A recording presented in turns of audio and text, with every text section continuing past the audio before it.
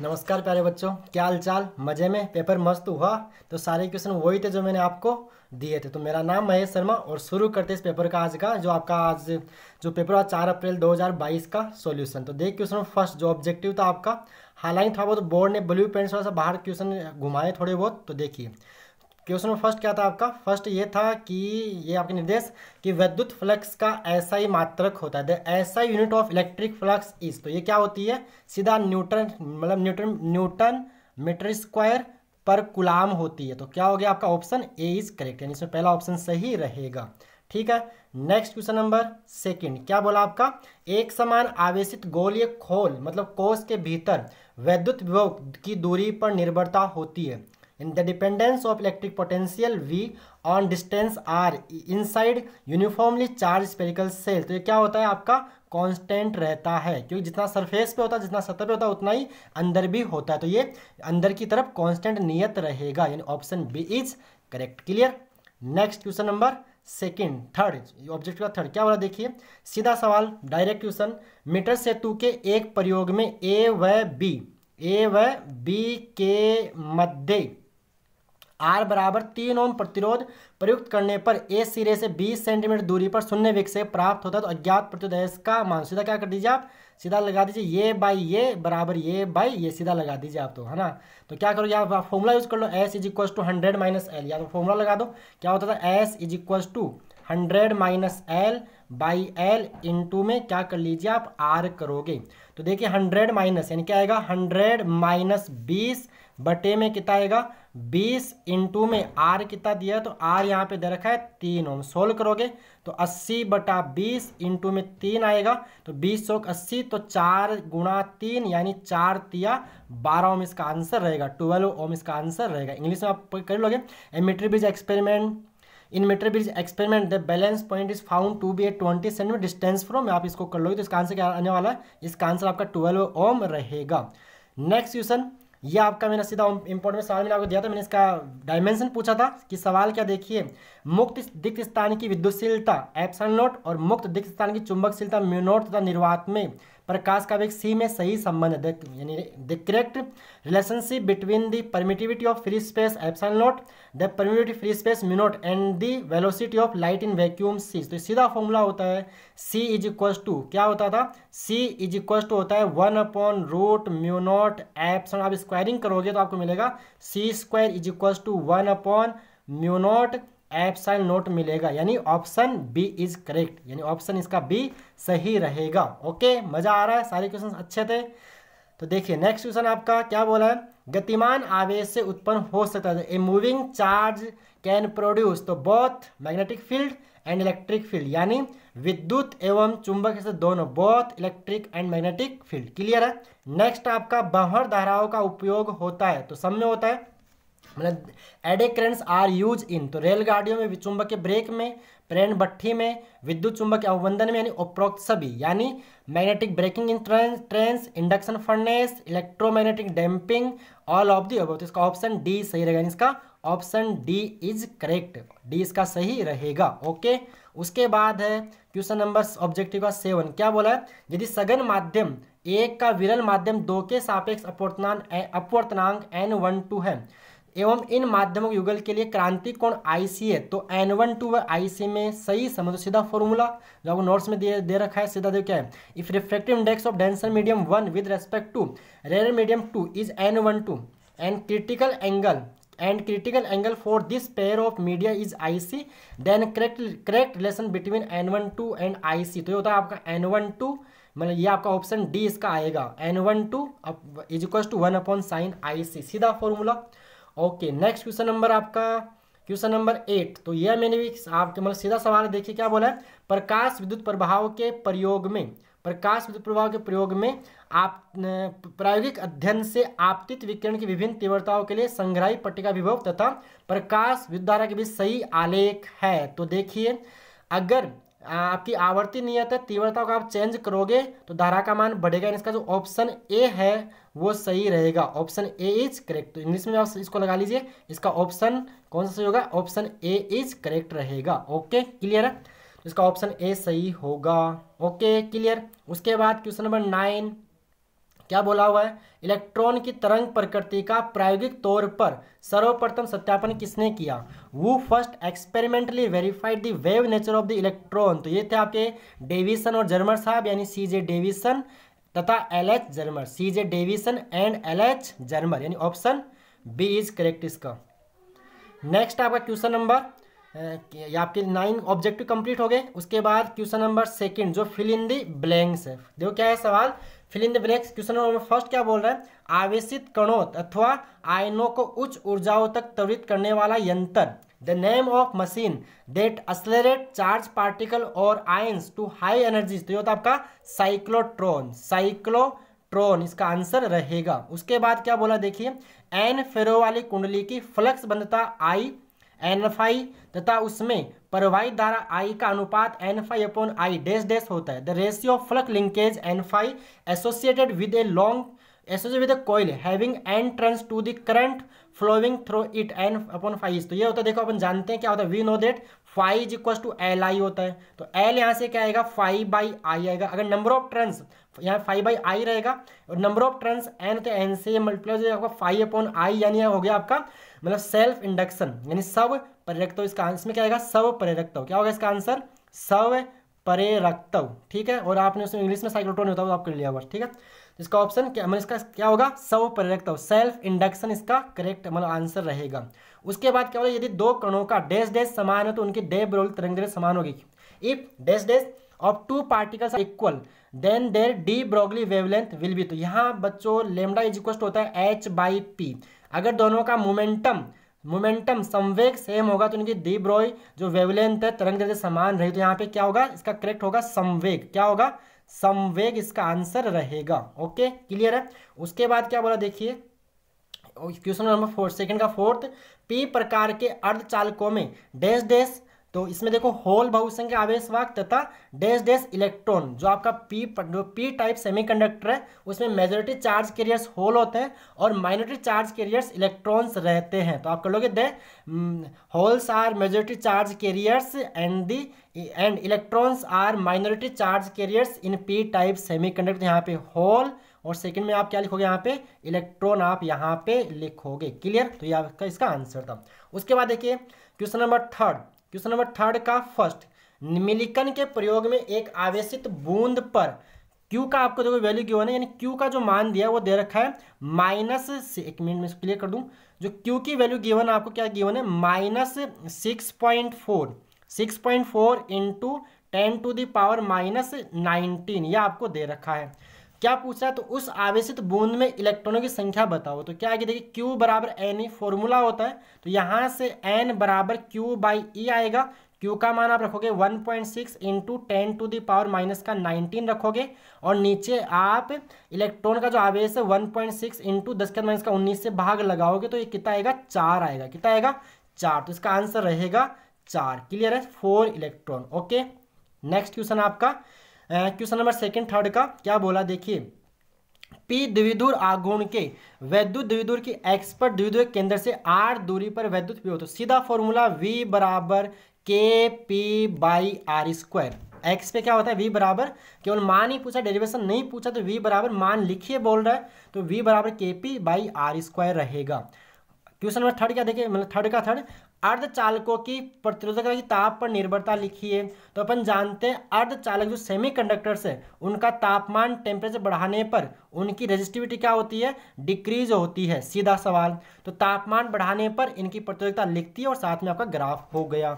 उसके बाद question number fourth क्या बोला, थर्ड का फोर्थ देखिए, सीधा फॉर्मूला पूछा है, दो सेलों के विद्युत वाहक बल। मैं आपको बोलता रहता कि आप फॉर्मूले सारे याद रखिए, छोटे सवाल करने तो आप मात्रक, विमा, यूनिट, डायमेंशन और फॉर्मूले सारे याद रखने आपको चाहिए। सीधे सवाल उठ के सीधे आ रहे हैं। तो देख क्या बोला है, दो सेलों के विद्युत वाहक बल E1 व E2 तथा आंतरिक प्रतिरोध क्रम से R1 R2 है। दोनों सेलों को पार्श्व क्रम में संयोजित किया गया, तो इसका संयोजन तुल्य विद्युत वाहक बल लिखिए। If two cells of EMF E1 into and internal resistance R1 R2 are connected in parallel combination, then write the equivalent EMF of this combination। तो सीधा फॉर्मूला होता है E इक्विवेलेंट का जो फॉर्मूला आता था आपका E1 R2 plus E2 R1 upon क्या आएगा, R1 प्लस R2, इसका ये फॉर्मूला रहेगा। क्लियर है। तो क्लियर, इसका फॉर्मूला क्या रहेगा, E1R2 plus E2R1 upon R1 plus R2 रहेगा। आपसे तुल्य विद्युत वाहक बल मीन्स इक्विवेलेंट ईएमएफ का फॉर्मूला ही पूछ रहा है। अगर R इक्विवेलेंट पूछता तो R1R2 upon R1 plus R2 हो जाता। क्लियर, तो ये था क्वेश्चन नंबर 4। चलिए नेक्स्ट बात करते हैं क्वेश्चन नंबर 5 की। क्या बोला है, एक गैल्वेनोमीटर को वोल्ट मीटर में किस प्रकार रूपांतरित किया जा सकता है। क्या बोला है, how can a galvanometer be converted into A volt meter. तो क्या करेंगे, इस गैल्वेनोमीटर के श्रेणी क्रम में, क्या बोला, गैल्वेनोमीटर के श्रेणी क्रम में एक, ये इसका खुद का हो गया, इसके श्रेणी क्रम में एक उच्च मान का प्रतिरोध जोड़कर, क्या बोलोगे, इसके गैल्वेनोमीटर के श्रेणी क्रम में उच्च मान का प्रतिरोध तार जोड़कर, यानी इसके सीरीज में एक हाई रेजिस्टेंस कनेक्ट करके उसको अपन G2 को, मतलब गैल्वेनोमीटर को वोल्ट मीटर को कन्वर्ट कर सकते हैं। क्लियर है। उसके बाद बोला है किसी धारावाही वर्ताकार पास के कारण चुंबक के चित्र का चित्र बनाइए। तो ये आपका होगा कि धारावाही पास मान लीजिए, इसमें लाइंस अगर करंट ऐसे जा, अगर इसमें करंट यू मान लीजिए फ्लो हो रहा है, तो इस करंट की वजह से जो आपका जो बी बनेगा वो कुछ इसके मतलब ऐसे लाइंस आपको खींचनी पड़ेगी। अगर भाई जैसे इसमें करंट अपन मान लेते हैं, कैसे मान लेते हैं, एंटी क्लॉकवाइज मानेंगे, तो इसमें जो डायरेक्ट जो बनेगी ऐसे ऐसे अंगूठा करो करंट में, तो इसमें जो बनेगा, इसमें कैसे बनेगा, ये आपका ये तो इसमें आएगा ऐसा, इस टाइप का ऐसा, नीचे की ओर ऐसे, मीन्स अंगूठा यानी इसमें रहेगा तो मतलब ऐसा रहेगा, तो ऐसे मतलब इसमें लाइंस आपको ड्रॉ करके आनी थी ये वाली। ठीक है। क्वेश्चन नंबर नेक्स्ट क्या बोला है, फेराडे का विद्युत चुंबकीय प्रेरण के नियम लिखिए। तो आपको यहाँ पे नियम लिखना था। पहला कि विद्युत वाहक बल तभी बनता है जब मतलब किसी कुंडली से गुजरना चुंबकीय फ्लक्स से परिवर्तित होता है, उस कुंडली में विद्युत वाहक बल उत्पन्न हो जाता है और परिपथ बंद है तो उसमें विद्युत वाहक उत्पन्न हो जाती है। और सेकंड क्या था कि जो प्रेरित विद्युत वाहक बल का जो परिमाण है वो फ्लक्स में परिवर्तन की दर के बराबर होता है, उसका magnitude. Okay, next question number आपका 8 क्या बोला, देखिए क्वेश्चन नंबर 8 बोल रहा है, क्वेश्चन 8 तो हो गया ना, क्वेश्चन अच्छा 7 हो गया। क्वेश्चन नंबर 8 क्या बोला था, क्वेश्चन नंबर 8 क्या आपका, किसी त्रिभुजाकार प्रिज्म के लिए आपतन कोण I तथा विचलन कोण डेल के बीच ग्राफ बनाइए। तो यहाँ आपको लेना था विचलन कोण डेल, यहाँ पे I, तो ग्राफ इसका कुछ इस प्रकार आता था, ये वाला वो ग्राफ यहाँ पे ड्रॉ करके आना था। ओके, तो ये थे आपके सवाल। उसके बाद सेक्शन भी देखो, डेरिवेशन है। यदि एक समांतर प्लेट, इसको इंग्लिश में पढ़ूँ क्या, draw a graph between angle of incidence I and the angle of deviation del for a triangular prism, जो आपको मैंने बना के भी बता ही दिया ये वाला ग्राफ। ठीक है, यहाँ पे आप डेल लोगे, यहाँ पे आप I लोगे, एंगल ऑफ इंसिडेंस लोगे आप। उसके बाद क्वेश्चन नंबर 4 क्या बोला, देखिए एक समांतर प्लेट संधारित्र कि प्रत्येक चालक प्लेट का क्षेत्रफल A तथा उनके बीच पृथक्करण D है, तो इसकी धारिता का सूत्र ये, if the area of each conducting plate of parallel plate capacitor is A and D is the separation between them then derive its capacitance formula. तो यहाँ आपको C is equal to A/0/D वाला डेरिवेशन करके आना था, जो आपने कर दिया होगा। देखिए नेक्स्ट अपन बात करते हैं क्वेश्चन नंबर 5 न्यूमेरिकल की। देखिए न्यूमेरिकल क्या बोला है, न्यूमेरिकल देखिए यहाँ पे क्वेश्चन नंबर 5 एक अच्छा सवाल जो मैंने आपको दे रखा था, सेम डिटो सवाल दिया था, थोड़ा बहुत डेटा चेंज किया, बाकी सेम डिटो सवाल वही जो मैंने आपको दिया था। देखो सवाल क्या है, सवाल बोला है कि यदि C1 C2 सबका देखो C1 ये दे रखा है, C1 C2 C3 C4 C5 5 संधारित्र चित्र में दर्शाए अनुसार विद्युत परिपथ में संयोजित है, तो बिंदु A और B के बीच, तो बिंदु A व B के मध्य इस जाल नेटवर्क की तुल्य धारिता की गणना कीजिए। यानी बोला है if C1 C2 C3 C4 C5 5 capacitors are connected in electrical circuit as shown figure, then calculate the equivalent capacitance of this mesh network between point A and B। तो ध्यान से देखिएगा, 40 किस में आ गए, सीरीज में आ गए, श्रेणी में आ गए, तो इन दोनों का अपन एक ही बना सकते हैं। जब 40 श्रेणी में है तो श्रेणी में आधा हो जाएगा, यानी इनका 20 हो जाएगा, और नीचे 20 समांतर पैरेलल में है तो इनका 40 हो जाएगा, इनका 40। और नीचे देखिए यहाँ पे ये 40 रहे, ये वाला 40 है ही, ये 40 है ही, और यहाँ पे आपका ये B पॉइंट हो गया और ये आपका A पॉइंट हो गया। ध्यान से देखिएगा, ये जो 40 और ये 40 फिर से सीरीज में आ गया, तो इन दोनों का एक ही बन जाएगा। ये वाला 20 ऊपर है और नीचे हो जाएगा ये 40 का 20 हो जाएगा, और यहाँ पे 20 है, 20 और 20 फिर से किस में आ गए, पैरेलल में आ गए, समांतर में आ गए, तो 20 और 20 समांतर में क्या हो जाएंगे, 40। तो इसका आंसर कितना आएगा, 40, और ये किस में है, 40 microfarad will be answer of this question. इसका 40 माइक्रोफेरेड आंसर रहेगा, क्योंकि 20 और 20 फिर से आ गए पैरेलल में समांतर, इसका आंसर कितना रहेगा, 40 microfarad will be answer of this question. Okay, इसका आंसर 40 माइक्रोफेरड आएगा। क्लियर है? चलिए नेक्स्ट क्वेश्चन नंबर आपका क्वेश्चन नंबर 6, इलेक्ट्रॉनिक परिपथों में कार्बन प्रतिरोधक व्यापक रूप से उपयोग में लिए जाते हैं, क्यों? कोई दो कारण लिखिए। तो देखिए, सस्ते होते हैं और ये आकार में छोटे होते हैं। सस्ते होते हैं, चीप, मतलब ये चीप पर मतलब इनका मतलब इकोनॉमिकल होते हैं, चीप होते हैं, और इनका साइज भी क्या होता है, मतलब लेस होता है, less in size and economical, cheaper होते हैं। ओके, उसके बाद बोला देखिए एक अच्छा न्यूमेरिकल जो मैंने आपको सीधा डेटा दिया था, मतलब यही सवाल मैंने आपको दिया था, सीधा डेटा भी चेंज नहीं किया, थोड़ा बहुत चेंज किया है, बैटरी कनेक्ट नहीं की बस। तो बैटरी खुद से लगा लीजिए ना, क्या दिक्कत है, बैटरी खुद लगा लो भाई। पहले जो मैंने 10 वोल्ट दिया था, यहाँ बैटरी नहीं लगाई है, तो बैटरी अपनी मर्जी से लगा लीजिए, किरचॉफ का नियम लगाना, क्या दिक्कत। अच्छा सवाल था, आंसर वो रहेगा 5/3, 5/3 में इसका आंसर रहेगा। देखिए मैं इसको सोल्व करके बताता हूँ कैसे करना है। क्वेश्चन नंबर 7, यदि 12 ओम प्रतिरोध के 12 प्रतिरोधक एक घनीय परिपथ जाल नेटवर्क में जुड़े हैं, तो घन के विकर्णतः समूह कोणों के मध्य इस परिपथ जाल का समतुल्य प्रतिरोध ज्ञात कीजिए। If 12 resistors each of resistance 12 ohm are connected in a cubical network, then determine the equivalent resistance of this network across the diagonally opposite corners of the cube। यानी ऐसा कुछ कर रहा है कि आपके पास एक क्यूब बना लीजिए, ऐसा क्यूब है, ऐसे क्यूबिकल है ना, और यहाँ पे एक ऐसे मैं आपको थोड़ा डायग्राम कोशिश कर रहा हूँ अच्छी तरह से बनाने की। ऐसा दे रखा आपको, ये क्यूब आप बना लीजिए, हर साइड में क्या लग रहा है, रेजिस्टेंस लग रहा है, हर साइड में क्या लग रहा है, रेजिस्टेंस लग रहा है, हर साइड में क्या लग रहा है, रेजिस्टेंस लग रहा है। और देखिए बैटरी जो कनेक्ट करा वो यहाँ करेगा, यहाँ पे प्लस माइनस, और यहाँ से डायगोनली अपोजिट बैटरी कनेक्ट करेगा, हर एक की तय 2। तो आप क्या करो, बैटरी जो करंट है ना वो आप निकालिए 6i। आप इसको सोल्व करो, देखो इसमें आएगा 2i, इसमें आएगा i, इसमें आएगा 2i। आप जब लूप चूज करोगे, इसका कुछ नाम देके, तो आपको जो यहाँ से यानी मिलेगा माइनस का 2i, माइनस का किरचॉफ नियम, किरचॉफ लॉ अप्लाई करके आपको मिलेगा -2i इंटू 2 माइनस आई क्यूब, बनाना अच्छी तरह से ना, बना के मैंने, है ना, और माइनस का 2i इंटू में 2। ये मैंने आपको सोल्व भी करवा रखा है, आप वहाँ भी देख सकते हो। केवल वहाँ चेंज क्या है, जो मैंने आपको इंपॉर्टेंट क्वेश्चन था वहाँ भी इसको मैंने सोल्व करवा रखा है। वहाँ मैंने बैटरी 10 वोल्ट कनेक्ट करके, यहाँ 10 वोल्ट की बैटरी ना लगा के, बैटरी का जो ईएमएफ है, विद्युत वाहक बल, आप सिंपल ई मान लेना बस, ठीक है। तो जो बैटरी है उसका ईएमएफ आप क्या मान लो, यहाँ पे ई मान लो, तो यहाँ पे प्लस का ई बराबर आएगा 0 आएगा। तो यहाँ से आपको जो ई की वैल्यू मिलेगी वो -4 यानी 10i मिल जाएगी।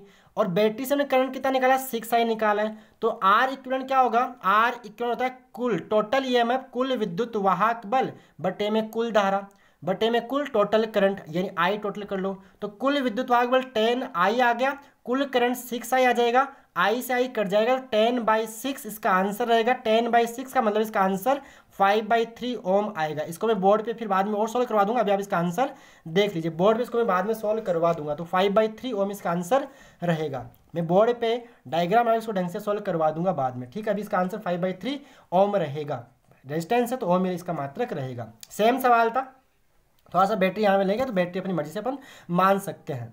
Okay, next question number 8 derivation था। मेरे इंपॉर्टेंट क्वेश्चन में आपको सब कुछ बता रखा है, सब मेरे सारे सवाल वहीं से। देखिए क्या बोला है, यदि एक अवतल दर्पण की फोकस दूरी f एवं वक्रता त्रिज्या r, और सिद्ध कीजिए कि वक्रता त्रिज्या फोकस दूरी की दुगुनी होती है। If the focal length of concave mirror is f and radius of curvature is r, then prove that radius of curvature is twice the focal length. तो यह आपको डेरिवेशन f = r/2 प्रूव करना था, और वहां से आपको r = 2f मिल जाता। ये डेरिवेशन आपको जो डायग्राम बना के आप इसको सोल्व करोगे तो डेरिवेशन आपको इसको कर लिया होगा, आई होप आपने। तो देखिए नेक्स्ट क्वेश्चन नंबर 9 न्यूमेरिकल दिखेगा। क्या बोला, यदि किसी 20 सेंटीमीटर फोकस दूरी के उत्तल लेंस के संपर्क में 25 सेंटीमीटर फोकस दूरी का अवतल लेंस रखा जाता है, तो इस संयोजन से बने संयुक्त लेंस की शक्ति की गणना कीजिए। If a concave lens of 25 centimetre focal length and is placed in contact with a convex lens of 20 centimetre focal length, then calculate the power of combined lens form by this combination. तो देखिए यहाँ पे काम की बात ये है कि जो कॉन्केव लेंस होता है, मतलब जो अवतल लेंस होता है, उसकी फोकस दूरी फोकल लेंथ नेगेटिव होती है, और कॉन्वेक्स लेंस उत्तल लेंस की फोकल लेंथ फोकस दूरी क्या हो, धनात्मक। तो यहाँ पे कॉन्वेक्स की दे रखी है आपको, उत्तल की दे रखी है प्लस का 20 सेंटीमीटर आएगा आंसर इसका, और F2 में मान रहा हूँ कॉनकेव की, अवतल की, तो माइनस का 25 रहेगा। तो यहाँ कॉम्बिनेशन ऑफ लेंसेज का क्वेश्चन आपका, मतलब लेंसों के सोचने का सवाल तो क्या होगा, 1/f is equal to 1/f1 plus 1/f2 आप अप्लाई करोगे, लगाओगे, ठीक है। जब इसको सोल्व करोगे, इसमें आप वैल्यूज पुट करोगे 1/f में, तो 1/f यानी 1/20 प्लस का रहेगा, प्लस 1/20 रहेगा माइनस का, तो ये बनेगा 1/20 माइनस 1/25 आएगा। एलसीएम लोगे तो एलसीएम ले देखो क्या मिलेगा, नीचे आपको, नीचे 100 आ जाएगा, 1/f बराबर, और यहाँ पे क्या था आपका 1/f, यानी यहाँ से 100 तो इसका हो गया एलसीएम, इधर क्या था 1/1 क्या था 1/, इसकी कितनी हो गई 1/20 माइनस 1/2, यहाँ पे कितना आएगा 1/20, यानी यहाँ पे आपको मिलेगा 5 माइनस 4 मिलेगा, तो ये आएगा 1/100 रहेगा। तो यहाँ से जो एफ है वो एफ आपको मिलेगा 100 सेंटीमीटर, 100 सेंटीमीटर मीन्स 1 मीटर मिलेगा। अब यहाँ से फोकल लेंथ नहीं पूछ रहा, फोकस दूरी नहीं पूछ रहा, क्या पूछ रहा है, पावर पूछ रहा है। तो पावर क्या होती है, P is equal to 1/f होती है। अब देखिए पावर आपको फाइंड आउट करनी है, क्षमता आपको निकालनी है, तो f मीटर में होना चाहिए, तो 100 सेंटीमीटर का मतलब होगा 1 मीटर, तो 1/1 यानी इसका आंसर होगा 1 डायोप्टर, इसका आंसर रहेगा। कॉम्बिनेशन ऑफ लेंसेज, लेंसों के संयोजन का सवाल था। ओके, उसके बाद देखिए क्वेश्चन नंबर 10, क्लियर है, समझ में आ गया अच्छी तरह से। तो देखिए आगे बोला क्वेश्चन नंबर 10 क्या बोला, आइंस्टीन का प्रकाश विद्युत समीकरण लिखिए, इससे प्रकाश विद्युत प्रवाह संबंधित कोई दो प्रेक्षण की व्याख्या कीजिए। तो प्रकाश विद्युत समीकरण क्या होता है आपका, E is equal to phi naught plus K max होता है, यह आपका आइंस्टीन प्रकाश विद्युत समीकरण हो गया। और प्रकाश विद्युत प्रवाह संबंधित कोई दो प्रेक्षण, तो देखिए जो आपतित प्रकाश की जो मतलब जो आपतित जो उत्सर्जित इलेक्ट्रॉन की जो गति जो होती है, जो इमिटेड इलेक्ट्रॉन की जो काइनेटिक एनर्जी होती है, वो जो इंसिडेंट रेडिएशन है उसकी तीव्रता पर डिपेंड, मतलब उसकी तीव्रता पर डिपेंड नहीं करती, उसकी आवर्ती पर, फ्रीक्वेंसी पर डिपेंड करती है। और दूसरा क्या लिखोगे आप इस पर कि जो अगर आपतित प्रकाश की आवृत्ति दहलीय आवृत्ति से कम है तो इलेक्ट्रॉन उत्सर्जित नहीं होंगे, यानी जो आपका इंसिडेंट रेडिएशन है उसकी अगर फ्रीक्वेंसी थ्रेशोल्ड फ्रीक्वेंसी से मिनिमम होगी, लेस होगी, तो काइनेटिक एनर्जी नेगेटिव जो पॉसिबल विच इज इम्पॉसिबल। ये आपको दो कारण यहाँ पे लिख के आने थे। नेक्स्ट क्वेश्चन नंबर 11 देख क्या बोला है, 100 वोल्ट के विभवांतर, 100 वोल्ट के विभवांतर द्वारा त्वरित किसी इलेक्ट्रॉन संबद्ध दे ब्रोगली तरंगदैर्ध्य का परिकलन कीजिए। Calculate the D Broglie wavelength associated with an electron accelerated through a potential difference of, तो ये क्या बोला है, एक्सेलरेटेड से पोटेंशियल डिफरेंस 100 वोल्ट। तो सीधा फॉर्मूला क्या होता है, देखिए lambda electron 12.27 upon root V, V का मान क्या दे रखा आपको 12.27 अपॉन रूट के अंदर 100, वर्गमूल 100 आएगा 10, तो 12.27 बटे में 10 करोगे तो बाहर लाने क्या आएगा 1.227, इसका आंसर रहेगा। तो इसका आंसर जो रहेगा लैम्डा इलेक्ट्रॉन वो रहेगा 1.22 सवाल, सीधा सवाल, डेटा भी चेंज नहीं किया। और ये आंसर किसमें आएगा, एंगस्ट्रॉम में आंसर आपको मिलेगा, सीधा फॉर्मूला बेस्ड सवाल। उसके बाद क्या बोला देखिए क्वेश्चन नंबर 12, किसी रेडियोएक्टिव नाभिक की अर्ध आयु से क्या तात्पर्य है, रेडियोएक्टिव नाभिक की अर्ध आयु एवं औसत आयु में संबंध लिखिए। तो क्या होता है देखिए, what is main by half life of radioactive nuclei, right the relation between half life and main life of radioactive nuclei. तो क्या होता है, हाफ लाइफ मीन्स वो टाइम जिसमें आपका जो एक्टिव जो आपके मतलब जो न्यूक्लियस है वो हाफ रह जाए। और फॉर्मूला क्या होता था अपन जानते थे, टो इज इक्वल टू जो आपकी मेन लाइफ होती थी, टो यानी ये जो क्या relation between half life and, तो टो इज इक्वल टू आता था आपका 1.443 इंटू में टी हाफ, ये हो गया आपका औसत आयु और अर्ध आयु में संबंध। भाई जो टी होता है आपका, टी हाफ का फॉर्मूला होता था 0.693 अपॉन लेमडा होता था, जहाँ लेमडा डीके कांस्टेंट 6 अंक होता है, और टो होता था आपका 1 लेमडा। इसको हम सोल्व करते हैं तो ये आता आपका, यानी आप यूँ भी बोल सकते हो टी हाफ बराबर T half is equal to 0.693 tau भी बोल सकते हो, या इसको यूँ भी बोल सकते हो tau is equal to 1.443 T half, एक ही बात है वो। तो भाई जब ये नीचे जाएगा तो 1/0.69 1/0.693 1.443 हो जाएगा। उसके बाद क्या बोला है क्वेश्चन नंबर 13, नाभिकीय बल के 3 अभिलक्षण लिखिए, right any 3 features of nuclear forces. देखिए क्या होता है ये, मतलब स्ट्रॉन्गेस्ट इन नेचर है, अट्रैक्टिव इन नेचर होते हैं, और मतलब ये चार्ज पर डिपेंड नहीं करते हैं, आवेश पर निर्भर नहीं करते हैं। ओके, ये इनके हो गया आपको इसका आंसर, थ्योरेटिकल क्वेश्चन। अभी आपका जनरल डायोड का जो यहाँ जनरल डायोड के बारे में आपको यहाँ पे बताना था, इसका पूरा आपने सर्किट डायग्राम बना के इसकी कार्यप्रणाली आपको यहाँ पे समझानी थी। उसका बाद क्वेश्चन 15 देखिए क्या बोला, ये तो है ना क्वेश्चन 14। तो एक जनरल डायोड का उपयोग कर बनाए गए वोल्टा नियंत्रण की कार्यप्रणाली लिखिए। Right the working of A voltage regulator made by using a general diode, यानी आपको जनरल डायोड को यहाँ पे एक्सप्लेन करना था। उसके बाद देखिए एक अच्छा सवाल गेट का, थोड़ा सा मतलब अच्छा सवाल, आसान सवाल, एक थोड़ा सा आपको यहाँ दिमाग यूज करना था। तो दो क्या बोला, दो नॉट गेट एवं नोर गेट के संयोजन से चित्र में एक परिपथ दर्शाया गया। इस संयोजन परिपथ की सत्यमान सारणी बनाइए। A circuit is shown in the figure by combining 2 NOT gates and 1 NOR gate. Write the truth table for this connection circuit. तो यहाँ आपको ट्रूथ टेबल ड्रॉ करनी पड़ेगी। तो देखिए ट्रूथ टेबल इसकी मैं आपको ड्रॉ करके बताता हूँ एक बार। तो देखिए इसके टेबल ड्रॉ करते हैं। तो देखिए यहाँ पे आप ए है और बी है, तो यहाँ आप ए, एक मिनट रुकना, यहाँ आप ए ड्रॉ कर लो और यहाँ पे बी ड्रॉ करो। और देखिए यहाँ पे नोट है, नोट क्या करता है, उल्टा करता है, यहाँ पे आप ए बार बना लो, फिर यहाँ पे आप बी बार बना लो। नोट गेट है ना, नोट गेट आउटपुट इसका इनोट भाई इसका बार करना आपको। उसके बाद आप क्या करो, आप एक ए बार प्लस बी बार कॉलम और बनाओ, क्योंकि यहाँ पे नोर गेट आ गई। और जो आपका जो फाइनल होगा इसको आप वाई मान लो, इसको आप वाई मान लेना। और ये जो आपका इस, एक मिनट में थोड़ा सा दोबारा बना रहा हूँ, ठीक है। यहाँ पे आप ए लो, फिर आप बी लो, फिर आप ए बार लो क्योंकि यहाँ पे नोट गेट है, फिर आप बी बार लो, फिर इसको आप वाई डैश मान लो। वाई डैश आ जाएगा ए बार प्लस बी बार, और गेट का आउटपुट। अब और गेट का भी नोट के आपको आगे देखो, और गेट का भी आगे नोट करना है, देखो नोट यानी नोर गेट है ये। तो यहाँ पे आप क्या करो, जो वाई होगा वो वाई डैश का बार कर लेना आपको, ठीक है। अब देखो यहाँ पे इनपुट अब देते, मान लो आपने ए को दिया 0 0, तो यहाँ पे ए बार हो जाएगा 1 और 1 हो जाएगा, ठीक है। उसके बाद एक बार देखते हैं इसको, ये आगे बाद में ड्रॉ करते हैं। उसके बाद क्या करें, यहाँ पे देख लीजिए अपन ने मान लो यहाँ पे 0 दिया, यहाँ पे 1 दिया, तो ए बार तो हो जाएगा 1, बी क्या हो जाएगा 0 हो जाएगा। उसके बाद देखिए इसको मान लो मैंने दिया 1, इसको मैंने दिया 0, तो ए बार हो जाएगा 0, बी बार क्या हो जाएगा 1 हो जाएगा। उसके बाद अपन देते हैं यहाँ पे 1 1, क्या दे दो 1, यहाँ भी 1 दिख रहा है आपको, यहाँ पे 1, तो 1 का 1 यहाँ पे नीचे क्या हो जाएगा 0, यहाँ भी क्या हो जाएगा 0, ठीक है। ये बी बार। अब वाई बार क्या रहेगा, ए बार प्लस बी बार, तो 1 प्लस 1, 1 प्लस 1 1 रहेगा, 1 प्लस 0 भी 1 रहेगा, और कर रहे हैं ए और बी बार कर रहे हैं अपन। 0 1 क्या रहेगा 1 रहेगा, और 0 0 क्या हो जाएगा 0 ही रह जाएगा।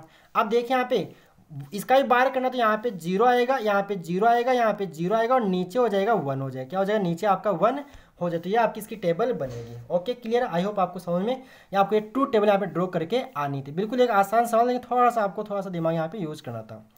चलिए नेक्स्ट क्वेश्चन आपका क्वेश्चन नंबर 16 क्या बोला है, गाउस का नियम लिखना था।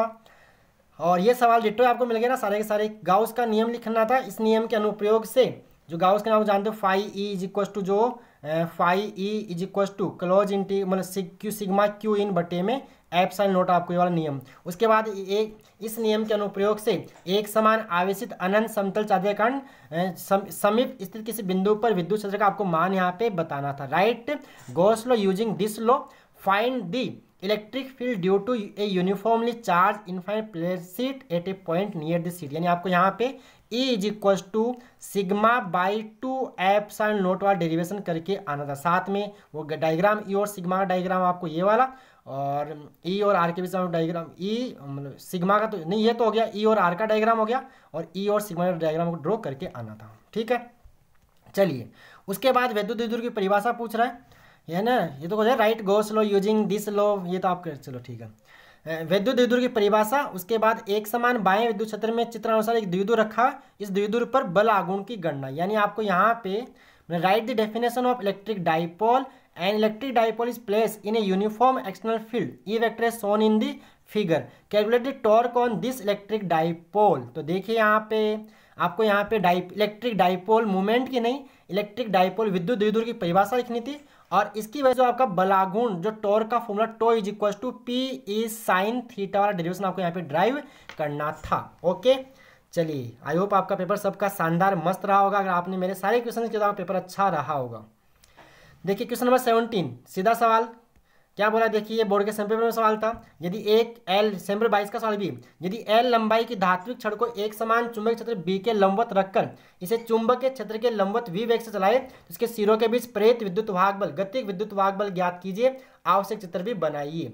ठीक है। In if a metal rod of length is placed is small l is placed normal to uniform magnetic field B and moved with a velocity v perpendicular to the magnetic field, then find the induced motion EMF between its and draw the necessary diagram। तो आपको E is equal to BVL वाला derivation यहाँ पे drive करना था। Okay, नीचे आपका generator का क्वेश्चन जो भी मैंने आपको दे रखा था कि प्रत्यावर्ती धारा जनित्र में एन फेरो तथा ए अनुप्रस्थ काट वाली आयताकार कुंडली को एक समान चुंबकीय क्षेत्र बी में एक समान कोणीय चाल ओमेगा से गुणन कराया जाए तो इसमें प्रेरित विद्युत वाहक बल का ताक्षणिक मान ज्ञात कीजिए, आवश्यक चित्र बनाइए।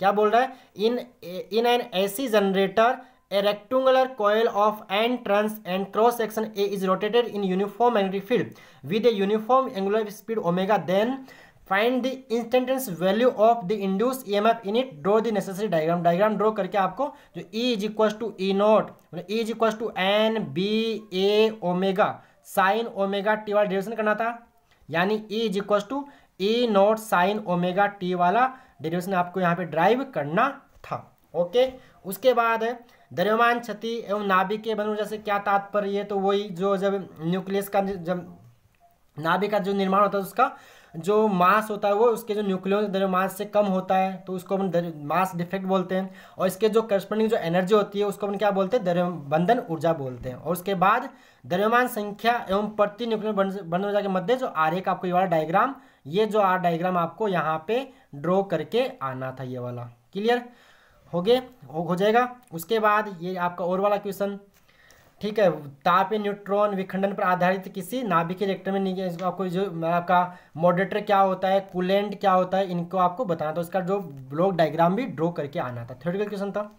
नेक्स्ट सेक्शन डी तो पूरा का पूरा डिट्टो ही दे दिया, उठा के मेरा पेपर दे दिया। मॉडल पेपर फर्स्ट और सेकंड आंसर देखिए, कुछ चेंज भी नहीं किया, डिट्टो क्वेश्चन। तो देख क्या बोला है आपको यहाँ पे, संयुक्त सूक्ष्मदर्शी से क्या तात्पर्य उसकी डिफाइन करना था, और उसका संयुक्त सूक्ष्मदर्शी द्वारा प्रतिबिंब किरण आरेख बनाइए, इसकी कार्य प्रणाली का संक्षिप्त वर्णन कीजिए और इसकी कुल आवर्धन क्षमता सूत्र व्युत्पन्न कीजिए। यानी आपको जो m is equal to minus V naught by U naught into में डी बाई यू वाला डेरिवेशन करके आना था यहाँ पे। और केसेस को तो और भी अच्छी बात है, कोई दिक्कत वाली बात नहीं है। इसका डायग्राम और इसकी वर्किंग आपको लिख के आनी थी। उसके बाद नीचे बोला है टेलीस्कोप, ये है ना, ये हो गया कौन सा, इंग्लिश मीडियम वालों कंपाउंड माइक्रोस्कोप था ना, ये कंपाउंड माइक्रोस्कोप का मैग्निफिकेशन करके आना था, है ना, उसका डायग्राम, उसका कंस्ट्रक्शन, उसकी वर्किंग। ओके, और किया तो नीचे रिफ्रैक्टिंग टेलीस्कोप जो भी मैंने आपको बता रखा था, सब कुछ इसमें करवा रखा था, उसमें कुछ दिक्कत वाली बात आपको नहीं होनी चाहिए। ओके, उसके बाद आते हैं क्वेश्चन नंबर 20 में जो थ्योरेटिकल, ये भी मैंने आपको दिया था डिटो सवाल, कोई चेंज खास नहीं कर रखा है, खास क्या किया ही नहीं ना, चेंज डिटो तो उठा के दे रखा है। क्या बोला है, पीएन श्रेणी डायोड के अग्रदिशिक बायस एवं पश्चदिशिक बायस से क्या तात्पर्य, यानी आपको रिवर्स और फॉरवर्ड बायसिंग को यहाँ पे समझाना था, बताना था। कहाँ गया भाई मेरा पेपर, एक मिनट, तो देखिए इधर।